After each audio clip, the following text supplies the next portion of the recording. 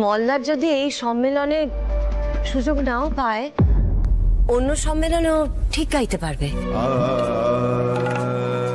মল্লার রেওয়াজ করাটা শুরু করো এবার।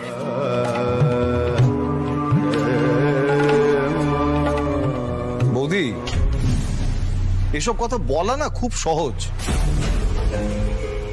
একটা ছেলে দেখতে পাচ্ছে বিনা দোষে সে আস্তে আস্তে একঘরে হয়ে যাচ্ছে, আর তার স্ত্রী তরতর করে এগিয়ে যাচ্ছে।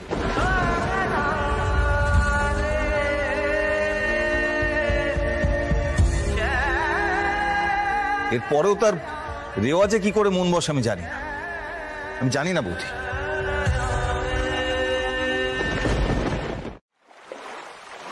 বাবা, তুমি জানিয়ে দাও শরৎ সঙ্গীত সম্মেলনে আমিও যোগ দেব না।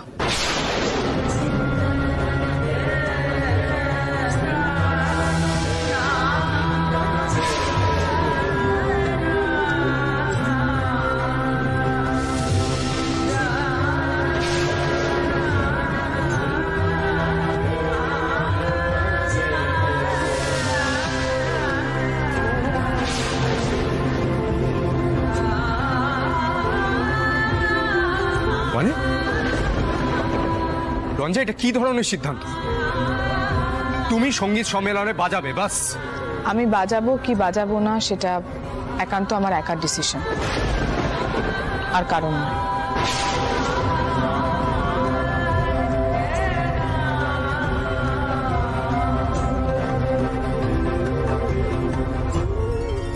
বাবা, আমি যেটা বললাম সেটা করো প্লিজ, প্লিজ। রোজা, রোজা কি করছো কি তুমি? তোমরা সকল লোককে বোঝাও, এটা একটা বড় সুযোগ তো। তোমার কি মনে হয় মল্লারদা, রঞ্জাকে কি বোঝানো যাবে? একদম যাবে না। আর তাছাড়া বৌদি ওখানে গিয়ে মন খুলে বাজাতে পারবে নাকি? বৌদির খারাপ লাগবে না? লাগাটাই তো স্বাভাবিক।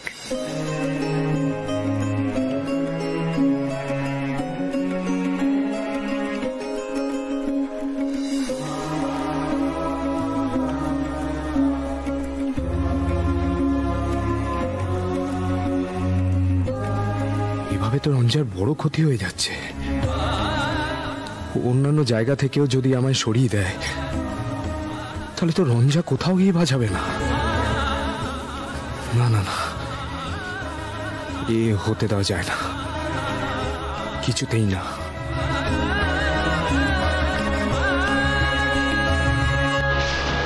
আমরা এতদিন বাদে একসঙ্গে হলাম, তোমার কিচ্ছু বলার নেই?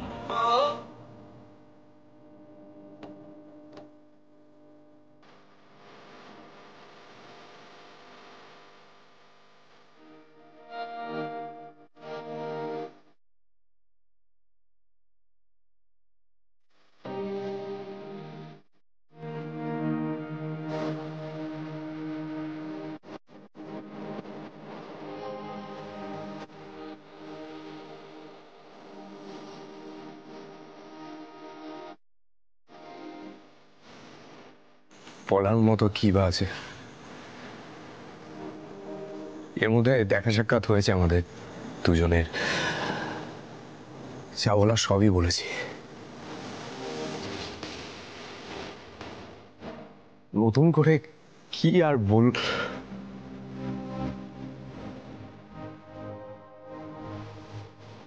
তুমি এখানে বসে সেতারটা বাজাও, আমি আসছি।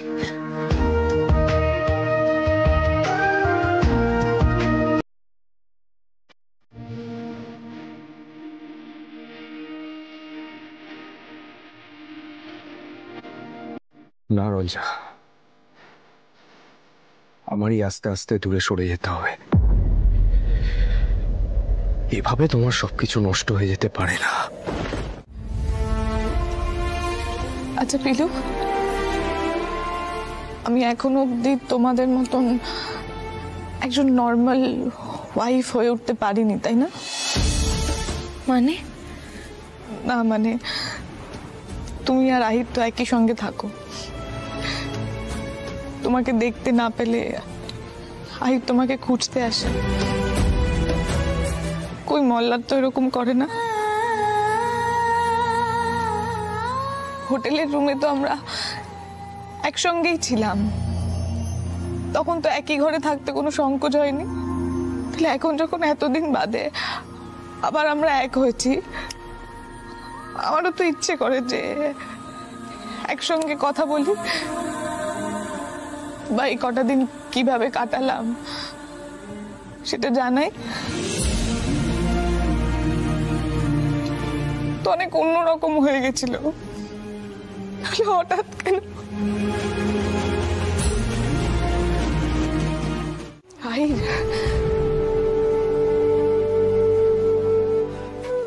আমি কি এত সহজে কান্নাকাটি করি? তুমি এর আগে আমাকে দেখেছো? হ্যাঁ, আমার একটু মাথা গরম। আমি আমার রাগটা চেপে রাখতে পারি না। কিন্তু আজ না, মল্লার আমার মনটাকে ভেঙে দিয়েছে। এতদিন বাদে বিন্দির ছায়াটা আমাদের উপর থেকে কাটলো। আমরা কি একটু নর্মাল হাজবেন্ড ওয়াইফের মতন থাকতেও পারবো না? আমি তো বলছি যে আমি শরৎ সঙ্গীত সম্মেলনে যোগ দেব না। তাহলে কেন ভাবলো যে আমি ওকে পেছনে ফেলে রেখে এগিয়ে যেতে চাইছি? মানে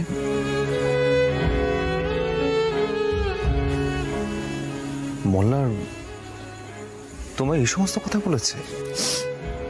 না, ঠিক বলেনি। গুরুজি একজন বড় জার্নালিস্টকে বলেছেন উনি যেন রঞ্জার আর মোল্লার একটা ইন্টারভিউ নেন। সাংবাদিক নানান রকম প্রশ্ন করে যেন সত্যিটা সবার সামনে তুলে ধরতে পারে। না মানে এখন বদনাম ঘটানোর জন্য তো এই সমস্তই করতে হয়, এটাই তো সোসাইটির নিয়ম। দেখুন, আমি চাইও না যে মোল্লার নামটা জোর করে কাউকে বলে মিউজিক কনফারেন্সে দেবা, মানে এটা তো কোনো সমাধান নয়। বটে। এই বিষয়ে মোল্লার জানে না, আর মোল্লার ইন্টারভিউ দিতে রাজিও হবেন না। মানে আমি বলছি যে পণ্ডিতজি, আপনি মোল্লারকে একটু বুঝিয়ে বলুন না, ও যেন ইন্টারভিউটা দেয়। মানে এতে তো ওরই ভালো হবে, তাই না? আর হ্যাঁ, এই ইন্টারভিউটা কিন্তু এই বাড়িতেই হবে। এই বাড়িতে? সে কি করে সম্ভব? হ্যাঁ, ওরা সুরমণ্ডলে আসতে চায়। যারা এই বাড়ির ঐতিহ্য বহন করবে তাদের সঙ্গেই কথা বলতে চায়। আর হ্যাঁ, এই বাড়ির বিষয়ে কিছু না বলাই ভালো। না মানে এই বাড়ি, আরে সকলতে জানে বিন্দি আমাকে ইচ্ছে করে ফাঁসিয়েছিল, বিন্দির সঙ্গে আমার কোনো সম্পর্ক ছিল না। তাহলে কেন আমাকে নিজে সাফাই দিতে হবে? আর কার সামনে সাফাই দেবো? কেন দেবো বলো? আস্তে আস্তে আস্তে, এত চেঁচামেচি করো না। প্রীতি ব্যানার্জি বাবার পরিচিত, বাবার গানের খুব বড় ভক্ত। আর দেখো, আমরা তো পাবলিক আইটা সবসময় অ্যাভয়েড করতে পারি না। আর সম্মেলনে পারফর্ম করার জন্য পাবলিক ইমেজটা দরকার, এটা বাস্তব। তোমাকে তো তোমার ক্যারিয়ারটা তৈরি করতে হবে। বিন্দি তোমাকে ফাঁসিয়েছে বলে সেই আঘাতটা নিয়ে তো আমরা বসে থাকতে পারি না। আরে আমরা কেন বলছো রঞ্জা? আমরা কেন বলছো বলো? তুই বুঝতে পারছো না তোমার ক্যারিয়ারটা নষ্ট হয়ে যাচ্ছে? তুমি কেন নিজের নামটা সরিয়ে নিলে? কনফারেন্সে তো সেতারটা বাজাতেই পারত। যাই হোক, আমি আহিরকে বলে দিচ্ছি, ইন্টারভিউ নিলে তোমার নেবে, আমার না। কেমন আছো আহির?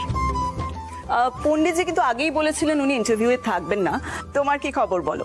অনেকদিন কনফারেন্সে তোমার শ্রোতারা তোমায় দেখতে পাচ্ছে না, কি ব্যাপার? গান বাজনা ঠিকঠাক চলছে তো? সত্যি কথা বলবো, মানে আগের মতন ওই হই হই করে গান বাজনা সত্যি চলছে না। তবে আমরা শিগগিরই আবার ফিরে আসবো শ্রোতাদের জন্য। আমরা পুরো পরিবার মিলে ফিরে আসবো। আর একটা বড় চমক অপেক্ষা করছে শ্রোতাদের জন্য। রিয়েলি? এটা কোচ করতে পারি? হ্যাঁ, নিশ্চয়ই নিশ্চয়ই। আচ্ছা, সবার আগে বলুন তো আপনি কি নেবেন, চা না কফি? কফি চলতে পারে। কফি হবে পিলু, কফি একটু। আচ্ছা আহির, বাড়ির সকলের সাথে একটু পরিচয় হয়ে যায়। নিশ্চয়ই। রঙ্গন, আরে ওকে চেনেন তো? রঙ্গন? Hello ma'am.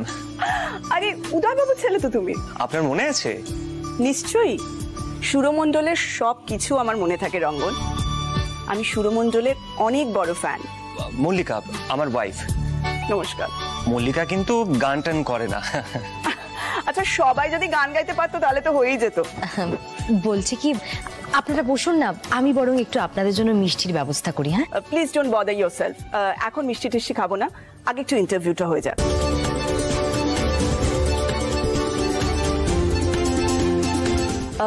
নমস্কার, আপনি নিশ্চয়ই রঞ্জিনীর শাশুড়ি মা? রঞ্জা এক্ষুনি আসছে। আমি জানি, রঞ্জার তৈরি হতে কিন্তু বেশ সময় লাগে। আহির, তোমার ওয়াইফের সঙ্গে কিন্তু আমার আলাপ হলো না। ও হ্যাঁ, এক মিনিট। ওই তো পিলু। পিলু নমস্কার। আমি ওকে খুব ভালো করে মনে করতে পারছি। ওকে আমি একটি কম্পিটিশনে গান গাইতে শুনেছিলাম। ছাপ তিলক আর হৃদ মাঝারে রাখবো, তার যুগলবন্ধী। খুব সুন্দরভাবে ও একাই গেয়েছিল। She is extremely talented.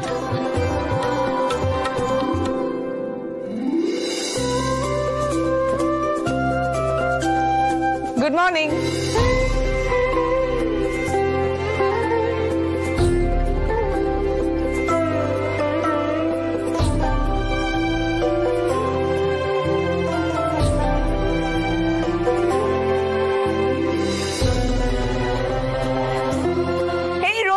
এসো বেটা, এসো। কতদিন পর দেখা হলো তোমার সঙ্গে। আচ্ছা, একটা কথা বলো তো, তোমার হাজবেন্ড কি তোমার থেকেও বেশি টাইম নেয় রেডি হতে? আমি দেখছি। মল্লার, মল্লার। আচ্ছা, যদি কোনো প্রয়োজন হয় প্লিজ আমাকে জানাবেন। আমি একটু বাইরে ওয়েট করছি, আপনার কথা বলুন। শিওর। আহির, আমরা একটু বাড়িটা কভার করতে পারি? নিশ্চয়ই নিশ্চয়ই নিশ্চয়ই, প্লিজ করুন। আমরা ওয়েট করছি। হ্যাঁ, শুরু করুন। চলো সবাই চলো। Please come. Ya sure. এসো।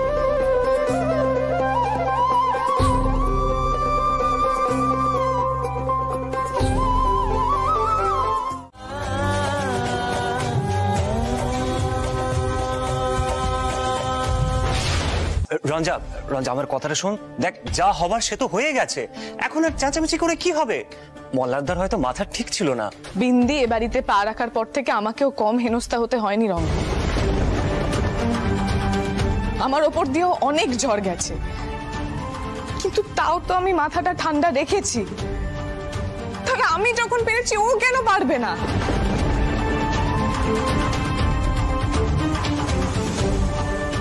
আজকে যেই ড্যামেজটা হলো, সেই ড্যামেজটা আর কেউ কোনোদিনও ঠিক করতে পারবে? পারবে করতে? আরে দরকার নেই। তুমি তোমার প্রতিভাটা সবার সামনে দেখাও না। আমার কি ক্ষতি হলো সেটা নিয়ে তোমাকে ভাবতে হবে না।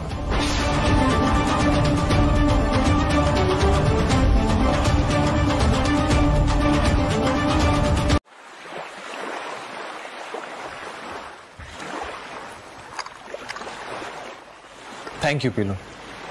রঞ্জা বললো এক্ষুনি আসছে। বলছি আমি একটু কিছু এনে দিই, আপনি সিঙ্গারা খান তো? না পিলু, আমার কিছু লাগবে না। আসলে আমি অসময়ে কিছু খাই না। আসলে কিছু কথা ছিল তোমাদের সঙ্গে। রঞ্জা, রঞ্জা বসো প্লিজ। কুশল, কি নিয়ে কথা বলবে বলছিলে? শরৎ সঙ্গীত সম্মেলন, এই বিষয়ে কথা ছিল। রঞ্জা, তুমি নিজের নামটা বিদ্রোহ কেন করে নিলে? আর আহির, তুমিও নিজের নামটা কেন সরিয়ে নিলে? আরে আমি ওই কনফারেন্সের একজন পেট্রন।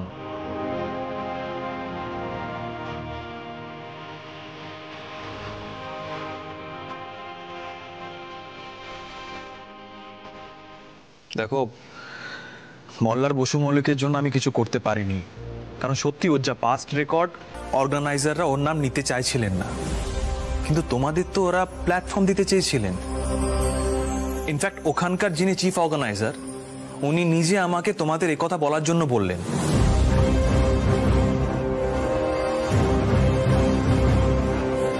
না কুশল, আমরা আর ওই প্ল্যাটফর্মে পারফর্ম করব না।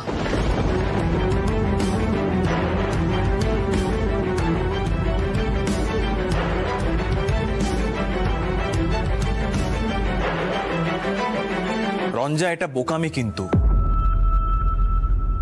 শরৎ সঙ্গীত সম্মেলনের লাইভ কভারেজ হয়, দেশ বিদেশে এখানকার ট্যালেন্টের পরিচিতি হয়।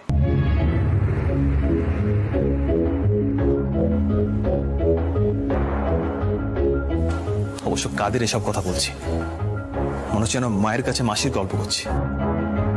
দেখা কুশল, ওরকম প্ল্যাটফর্মের মতো আরো অনেক মঞ্চ আছে যেখানে আমরা চারজনেই পারফর্ম করতে পারবো, কিন্তু প্রয়োজন হলে আমরা অপেক্ষা করব।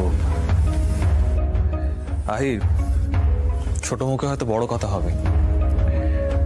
দেখো, আমি নিজে হয়তো গান গাই না, কিন্তু এই জগৎটার সঙ্গে যে আমার একটা পরিচিতি আছে, এটা তো মানবে। আমি বলছি, এত তাড়াতাড়ি চারজনে একসাথে কোথাও পারফর্ম করতে পারবে না, কারণ মল্লারের চরিত্রে একটা দাগ লেগে আছে, আর যেটা মেটানো অত সহজ নয়।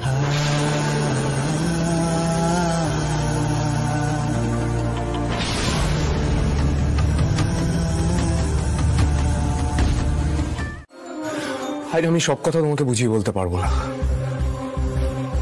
আমি তো বলেইছিলাম এই ইন্টারভিউর মাধ্যমে আমার নিজেকে নির্দোষ প্রমাণ করার কোনো দরকার নেই। তোমরা সকলে মিলে আমাকে জোর করলে। আমি কাউকে কোনো কৈফিয়ত দিতে বাধ্য নই। আহির, মোল্লা, তোমার ভালোর জন্য ইন্টারভিউর ব্যবস্থা করা হয়েছিল।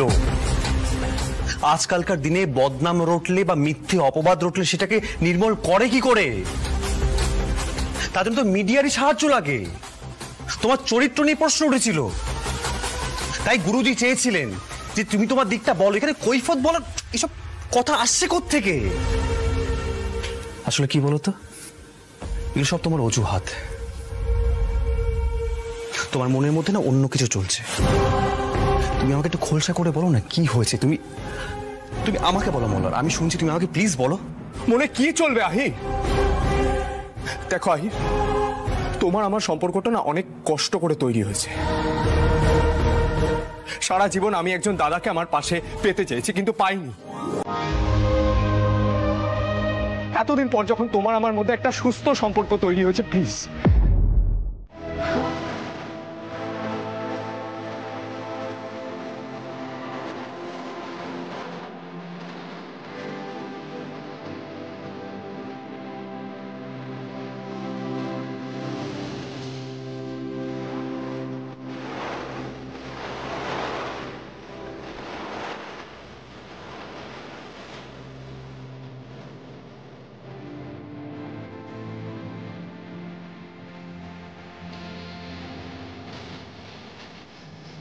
মল্লার বসু মল্লিক ইচ্ছে মতন খারাপ ব্যবহার করে যাবে, আর রঞ্জা ভালোবাসার জন্য সেই খারাপ ব্যবহারের ফল ভোগ করবে। এইভাবে শাস্ত্রীয় সঙ্গীতের কেরিয়ার হয়, ইজ ইট পসিবল? এতটাই সহজ?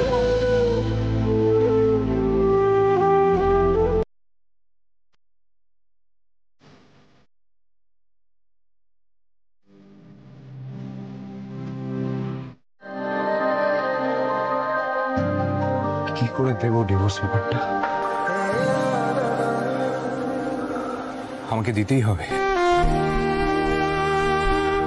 রঞ্জার ভালোর জন্য আমাকে দিতেই হবে। ও আমার থেকে দূরে না গেলে কিচ্ছু হবে না। সত্যি তো, ওর জীবনটা অন্যরকম হতো যদি না দাদুর কথা মেনে প্রতিশোধ নিতে এসে আমি এই সুরমণ্ডল ঠকিয়ে আদায় করতাম, আর রঞ্জাকে ঠকিয়ে বিয়ে করতাম। না না না,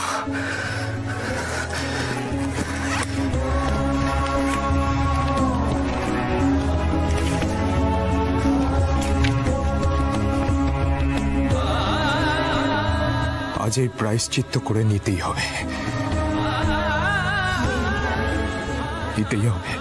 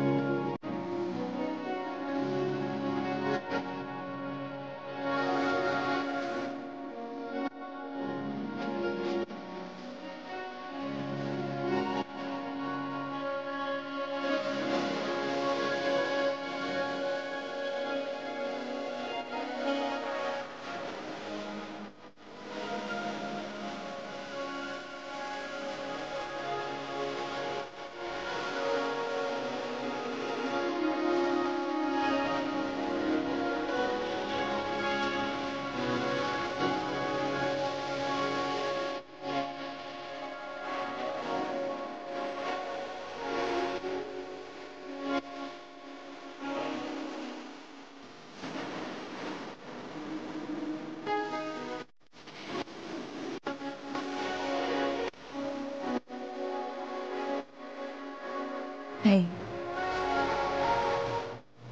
কি হয়েছে বলো তো তোমার? দেখো, আমাদের সম্পর্কটা তো আর আমাদের ক্যারিয়ারের উপর নির্ভর করে নেই মল্লার। আমরা তো একটা সুস্থ স্বাভাবিক ফ্যামিলি লাইফ শুরু করতে পারি নর্মাল কাপলের মতো।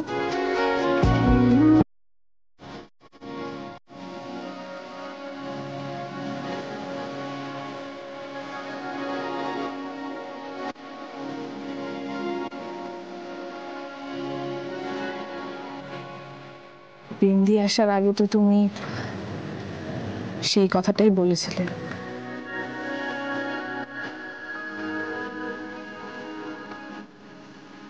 আমরা কি আর 5টা হাজবেন্ড ওয়াইফের মতো নর্মাল থাকতে পারি না? আমি জানি ঝগড়া হবে, মন কষাকষি হবে, মান অভিমান হবে, কষ্ট হবে, সব হবে। তবুও স্বাভাবিক স্বামী স্ত্রীও তো হতে পারা যায়। তোমার উত্তরটা যদি হ্যাঁ হয়, এই স্যান্ডউইচটায় অন্তত একটা কামড় হবে, স্বাভাবিক স্বামী স্ত্রীর মতো হবে।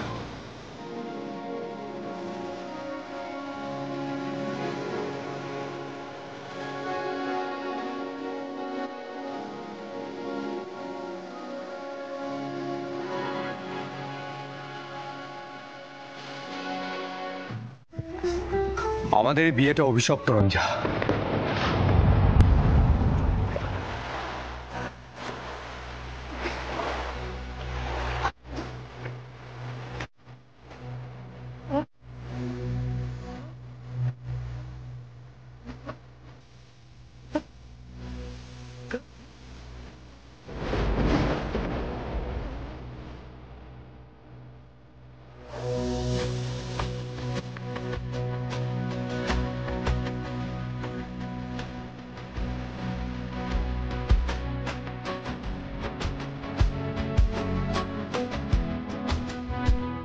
আমি প্রতিটা পদে বুঝতে পারছি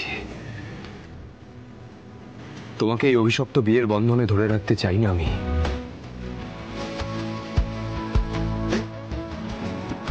এবার তোমাকে মুক্তি দিলাম।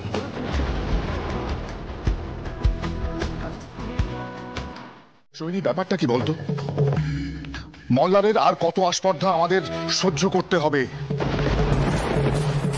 সাংবাদিক প্রীতি ব্যানার্জিকে মুখের ওপর কি না কি বলেছে, সে আমাকে ফোন করে 1000টা কথা শুনিয়ে দিল। সেদিন সুকুমার বাবু গঙ্গার ঘাটে ঠেস মেরে কথা বলছিলেন আমি নাকি আমার জামাইয়ের সুনাম ফিরিয়ে আনার জন্য কোনো চেষ্টাই করছি না। আরে সেই কারণেই তো এই ইন্টারভিউটা ঠিক করিয়েছিলাম।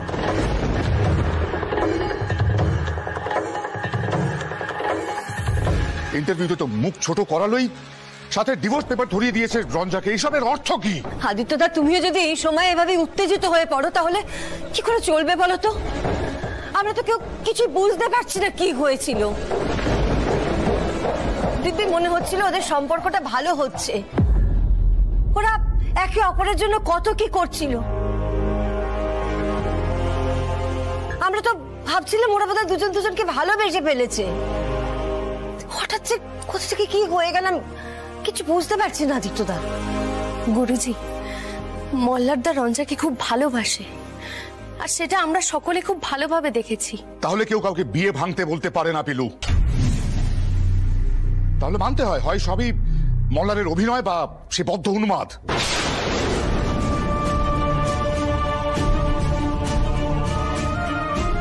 বেনারসে দেখে মনে হয়েছিল সত্যি বোধহয় রঞ্জাকে ভালোবাসেও, কিন্তু এখন তো দেখছি রঞ্জার জীবনটাকে তছনছ করে দেওয়াটাই ওর একমাত্র উদ্দেশ্য। আদিত্যদা একটু মাথাটা ঠান্ডা করো তুমি। দেখো আমরাও যদি ওদের মতো অস্থির হয়ে পড়ি তাহলে সমস্যার সমাধান হবে না। আর কিসের সমস্যা? সমস্যার সমাধান তো মল্লার নিজেই করে দিয়েছে। রঞ্জা, রঞ্জা কোথায় তুমি? ও ডিভোর্স পেপারটা নিয়ে এক্ষুনি একবার বাইরে এসো। কি হলো রঞ্জা?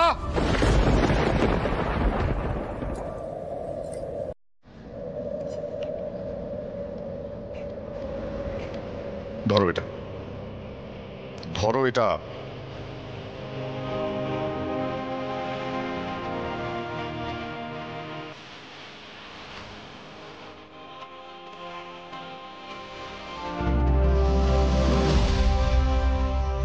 ডিভোর্স পেপারে সই করে কাগজটা সোহিনী আন্টির হাতে দিয়ে দাও।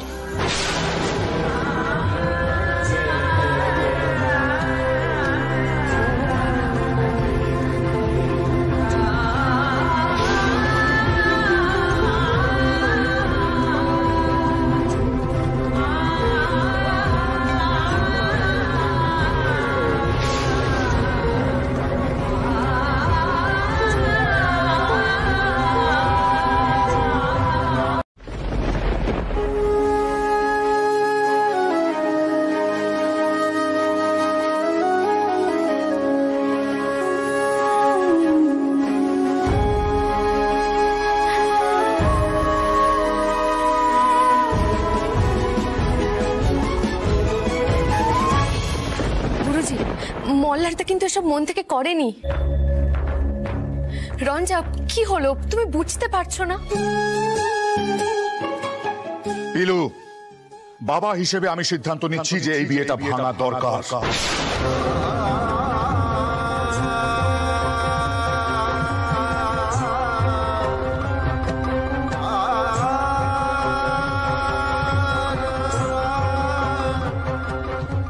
আমি রঞ্জার অন্য জায়গায় বিয়ে দেব।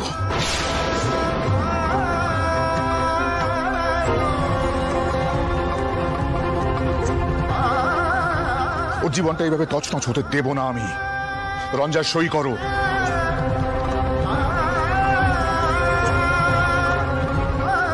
কাজটা ঠিক হচ্ছে না আদিত্যদা,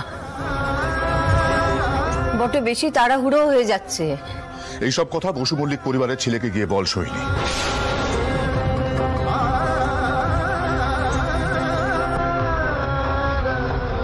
কি হলো রঞ্জা, সই করো।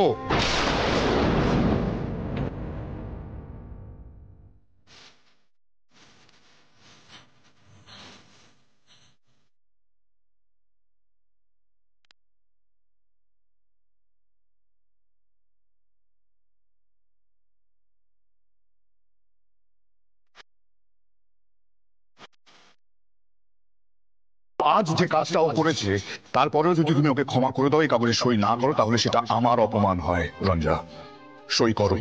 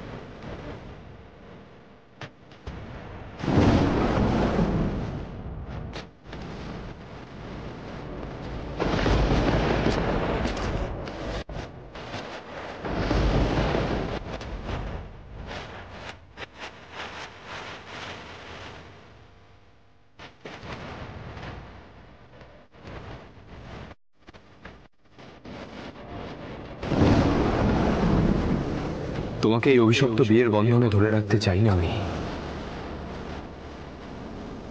এবার তোমাকে মুক্তি দিলাম, ডিভোর্স পেপারটায় সাইন করে দিও।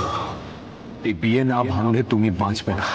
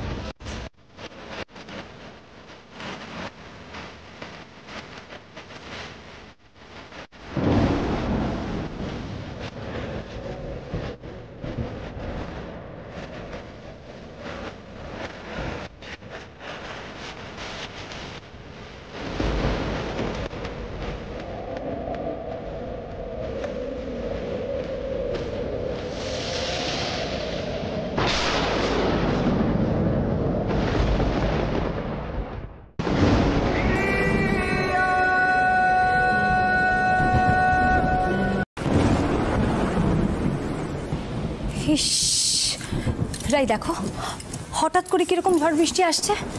বৌদি যে কোথায় গেল আমি খেয়ালই করলাম না। বৌদি তুমি কেন এত টেনশন করছো?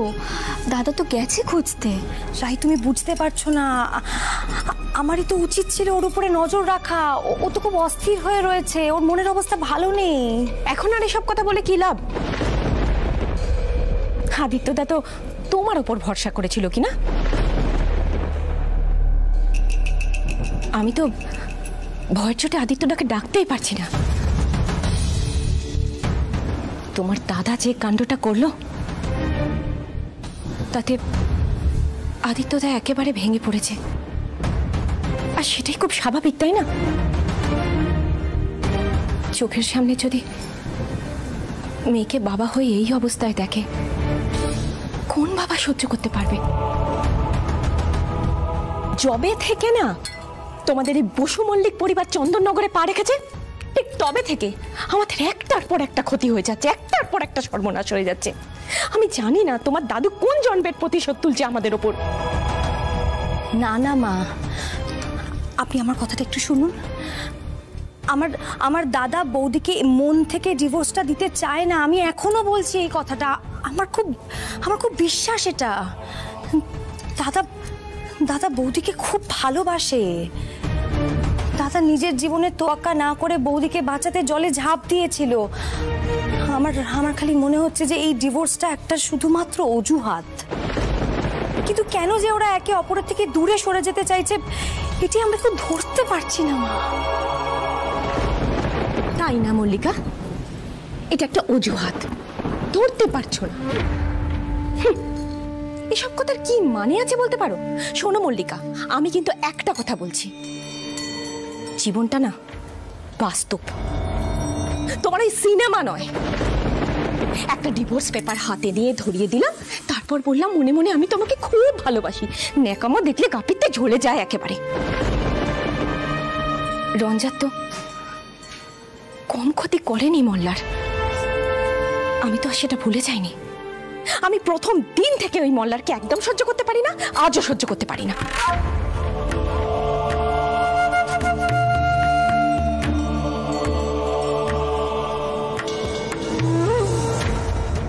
আরে রাই, বলছি রঙ্গনের ফোনটা পেলি?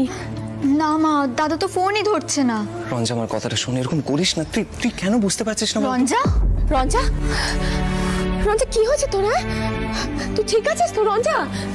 বৌদি রঞ্জা রঞ্জা একটু শক্ত হও এবার, এভাবে কি চলে নাকি? কোথায় ছিল বৌদি? পেছনে সিঁড়িতে বসেছিল ঝড় বিদ্যুতের মধ্যে, কোনো কথা বলছে না।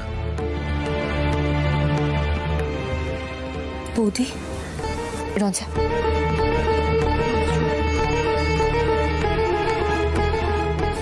রঞ্জা, তুই কি রে? যে ছেলেটা তোকে একটা দিনের জন্য শান্তি দিল না, সেই ছেলেটার জন্য তুই নিজের এই অবস্থা করেছিস?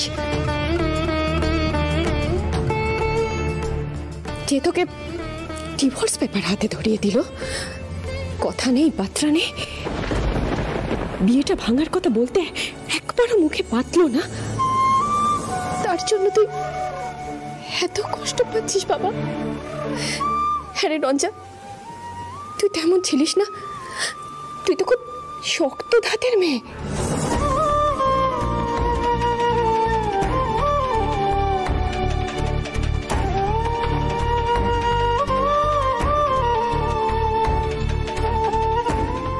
রঞ্জা, তুই কেন এভাবে হাসার চেষ্টা করছিস বলবি? তুই যখন মন থেকে রাজি নোস, তাহলে কেন তুম করে জেঠুমনের কথা ডিভোর্স পেপারে সাইন করে পাঠিয়ে দিলি? শোন রাই, তুই ওর মাথায় আর উল্টো পাল্টা চিন্তা ঢোকাস না তো, যথেষ্ট হয়েছে। মোল্লার একটা জঘন্য ছেলে, অকৃতজ্ঞ একটা।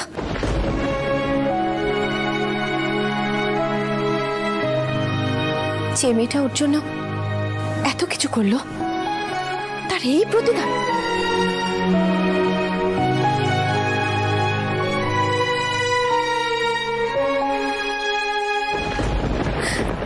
শোন রঞ্জা, তুই এভাবে ভেঙে পড়িস না, তুই নিজেকে শক্ত কর। এভাবে ভেঙে পড়লে চলবে না।